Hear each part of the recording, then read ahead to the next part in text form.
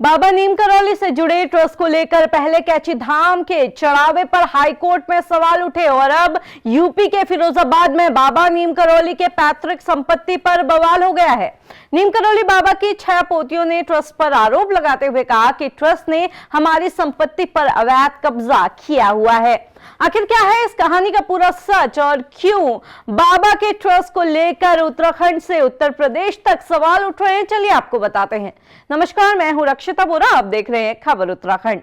उत्तराखंड के कैची धाम के बाद अब बाबा नीम करौली की जन्मस्थली फिरोजाबाद में एक ऐसा विवाद खड़ा हो गया है जिसमें बाबा का अपना परिवार और बाबा के नाम पर चल रहा ट्रस्ट आमने सामने आ गए हैं। नीम करौली बाबा की 6 पोतियों ने फिरोजाबाद के डीएम को एक ऐसी शिकायत दी है जिसने प्रशासन की नींद उड़ा दी। आरोप है कि बाबा का पुराना घर, मंदिर और डाक बगलिया कभी भी ट्रस्ट को दान नहीं किया गया था। इसके बावजूद ट्रस्ट ने इस पूरी संपत्ति पर कब्जा जमा रखा है। मीडिया रिपोर्ट्स की माने तो पोतियों ने मांग की है कि प्रशासन इस पूरे मामले की जांच करे और संपत्ति से जुड़े जो सारे कागज हैं वो खंगाले जाएं और जब तक जांच पूरी नहीं होती तब तक इस ट्रस्ट का संचालन खुद प्रशासन अपने हाथों में ले ले। जैसे ही ये शिकायत फिरोजाबाद के जिलाधिकारी के पास पहुंची तो हड़कंप मच गया। मामला किसी आम इंसान का नहीं था बल्कि करोड़ों लोगों की आस्था के केंद्र बाबा नीम करौली से जुड़ा हुआ था। जिलाधिकारी ने तुरंत एक्शन लेते हुए पूरे मामले की जांच के कड़े निर्देश दे दिए हैं। अब राजस्व विभाग और प्रशासन की टीमें फाइलें खंगाल रही हैं। सवाल यह है कि जिन आरोपों से हड़कंप मचा है उस पर ट्रस्ट का क्या कहना है। तो मीडिया रिपोर्ट्स बताती है कि जब ये सवाल ट्रस्ट के कोषाध्यक्ष मनोज अग्रवाल के सामने पहुंचे तो उन्होंने परिवार के सारे आरोपों को सिरे से खारिज कर दिया।